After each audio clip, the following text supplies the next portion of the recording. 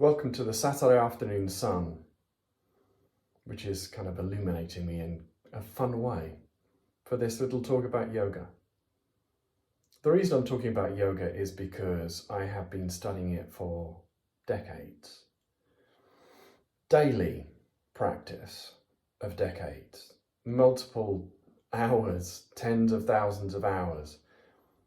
And granted, during this time, I haven't really had a teacher, which when I was in conversation with a lovely friend of mine called Arinda the other day, who is an Indian, as in she grew up in quite an austere Sikh family. So she knows all about yoga, and we were talking about her meditation practice. And during this conversation, she rightly said that yoga seems to be misappropriated by people like myself, who don't really know what they're talking about.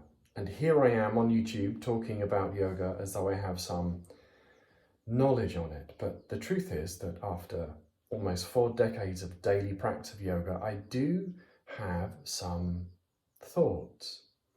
And these are my thoughts. Really simply, yoga means union, to yoke, to join. But in order to yoke or join or be in union with someone, you need you plus someone, something other than you. A marriage union is between you and your partner. There are two, and the two in that union actively become one. It's the same thing within a yoga practice. We have to put ourselves in a position where something happens to us. When I used to teach a lot, I used to say, my mantra in the class used to be, you can't do yoga, yoga does you. You can't do yoga, yoga does you. To which I would then say, pay attention to the instructions, listen to the instructions, feel the instructions, allow the instructions to happen. Because then, when you listen, you feel them, and you allow them to do their work, something magical happens. Something starts to move you, something starts to happen that isn't you dictating what's going to happen. You put yourself in the place where it can happen. And at that point, you are dancing with something other than you. You are in a marvelous union with something other than you. And it's during this union that the quiet occurs. Now, what do I mean by the quiet? The quiet I used to call as wonderment. Wonderment was a word that I used to say in class a lot because it described the feeling of when you reached forwards with all of your will, with all of your might, and you reach forwards, you're standing on one leg, and you reach forwards with your arms, you outreached, you really wanted to reach forwards. Your leg, the one you weren't standing on, would naturally just come off the floor and reach backwards to counterbalance your reach forwards. You were so intent on going forwards, a wisdom greater than you would move you in order to take you into the position you wanted to go in. You were in union with something other than you. You were in union with your body. A wisdom in your body was acting, even though you weren't telling it to. And it's in that gap where you are knowingly doing something and you are experiencing something happening to you which you are unknowingly part of. It's that wonderment that makes part of yoga.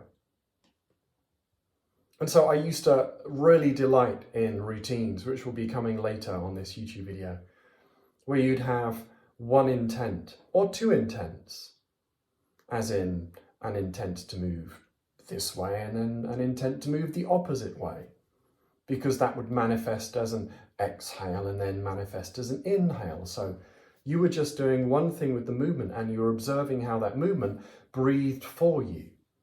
The movement breathed for you, so it's one less thing you could think about and be concerned with and worry about. And so in that, there was a gap between what you were doing and what you were experiencing. Those two things occurred simultaneously, but there was a gap between them where you weren't actually responsible for both of them. You were doing one, and the other happened all by itself. And it's in that gap, that space, that quiet, that the mind goes, wow, that's wonderful. That was my first experience of yoga on a really simple level, of union of me plus something other than me, that I wasn't responsible for attaining these states of quiet, these spontaneous states of meditation. It wasn't me responsible. I was just putting myself in a position, and it was me and the dance of what was happening that resulted in these magnificent, wonderful places I went. And the simple thing is that when I instructed them in this same way, where I asked people to listen to my instructions, to actively feel the things I was hinting at and allow the movement to roll through them, they too would then experience this gap between what they considered they were doing, their intent, their will to do something, and then this magical other thing happened to them.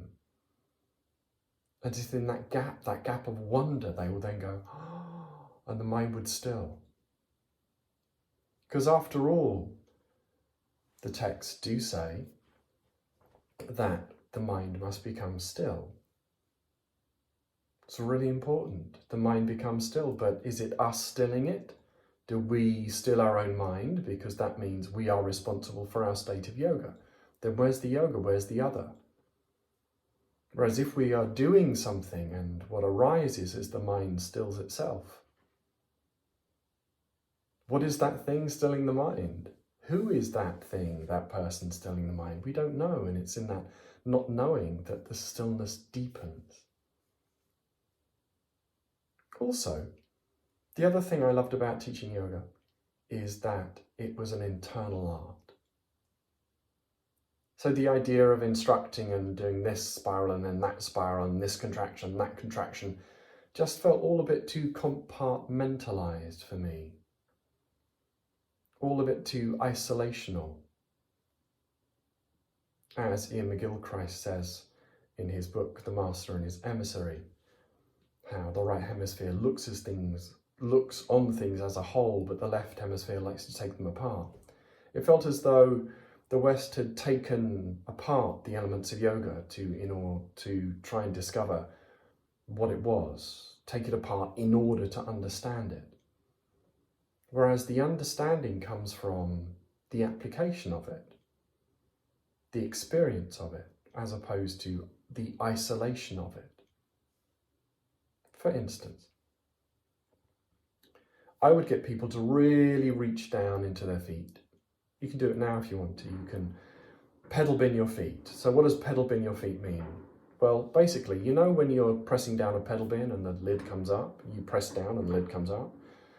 Do that with your foot, and really actively do that with your foot until you feel something comes back towards you. You're reaching down, but you feel something reaching back towards you. And if you let that thing reaching back towards you move you, there's this wonderment, because your intention is going one way, and yet the experience of what you're doing is leading the other way. That gets fascinating for me. Anyway, yoga is an internal art, yet we seem so obsessed with external shapes, handstands, I can do the splits, blah, blah, blah. Whereas all the postures are really just, for me, pointing towards getting us into our fifth limb, guiding us towards the spine, the central channel. Because when movement is just not restricted, but encouraged to that part, really amazing things happen, magical things happen. We'll be covering that recently, but that's why lotus or siddhasana, cross legs, sitting on the floor, is so important, because within that, all the components of yoga seem to come together. They're all there, but there's no external visions of flow. We're not waving our arms about. We're not moving. We're not striking poses. We're just sitting. Whereas the interaction of our internal parts creates this remarkable flow. And that's what's interesting.